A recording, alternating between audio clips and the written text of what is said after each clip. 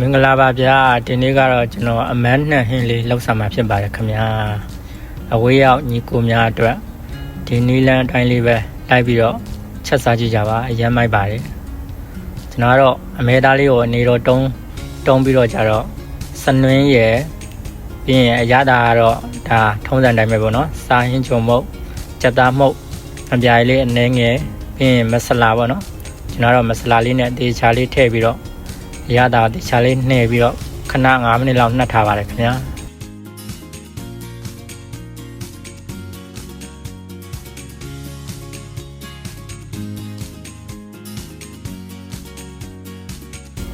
ကျွန်တော်အမဲသားလေးကိုရတာနှက်ပြီးတော့ကြတော့ကျွန်တော်အနှစ်အတွက်ကြက်တင်ဖြူချင်းလေးကိုတေချာလေးထောင်းပါမယ်ခင်ဗျာခုဆိုရင်တော့အားလုံးညှပ်ပြီပေါ့နော်ညပြီဆိုတော့ကျွန်တော်စပြီးတော့စီမွေးတက်ပါမယ်ခင်ဗျာ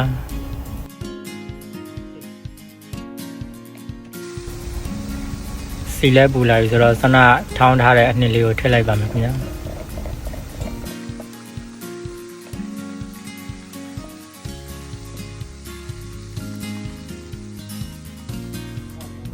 ကျွန်တော်ကတော့ကြက်တင်စီမွေးတက်နေတဲ့အချိန်မှာအယောင်လေးနည်းနည်းလှအောင်လို့အယောင်တင်ပုံလေးတုံးထားပါတယ်ခင်ဗျာကြက်တင်လေးကြက်ပြီဆိုတော့ကျွန်တော်အမဲသားနှက်ထားတာလေးကိုထည့်လိုက်ပါမယ်ခင်ဗျာပြီးရင်တော့ကျွန်တော်အမဲသားလေးကိုစီမွေးတက်တာလေးနဲ့နှံ့မအောင်လို့ပေါ့နော်ရောင်းမလေးနဲ့တောင်မွေမြောက်မွေလေးမှုေးပါမယ်ခင်ဗျာအမဲသားလေးနည်းနည်းလေးတန်းလာပြီဆိုရင်ကျွန်တော်15မိနစ်ဝန်းကျင်လောက်အဖုံးလေးအုပ်ထားလိုက်ပါမယ်ခင်ဗျာကျွန်တော်15မိနစ်ဝန်းကျင်လောက်အဖုံးအုပ်ထားပြီးတော့ဒီနေ့ထားဖြစ်ပြီပေါ့နော်အမဲသားလေးဣတောင်လို့ဆိုပြီးကျွန်တော်နောက်တရေထည့်လိုက်ပါတယ်ခင်ဗျာ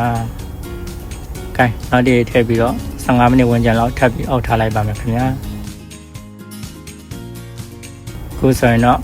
15မိနစ်လောက်အောက်ပြီးတော့ဒီနေထားမျိုးရောက်သွားပြီပေါ့နော်။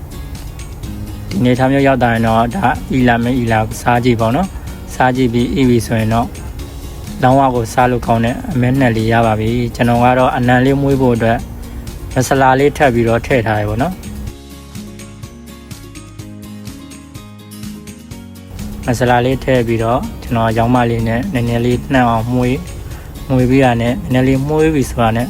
ချလို့ရပါပြီခင်ဗျာအဝေးရောက်ညီကိုများဒီနေ့လိုင်းတိုင်းလေးပဲလိုက်လောက်စားကြည့်ပါအရန်ကောင်းပါခင်ဗျာထမင်းစားရလဲရမ်းမိတ်ပါတယ်အမဲသားနှံ့ဟင်းလေးရပါပြီခင်ဗျာအားလုံးပဲစားကြပါအောင်ခင်ဗျာနောက်ဗီဒီယိုမှာပြန်လဲဆုံတွေ့ပါမယ်ခင်ဗျာကျွန်တော်ရဲ့ TikTok အကောင့်နဲ့ Facebook page လေးကို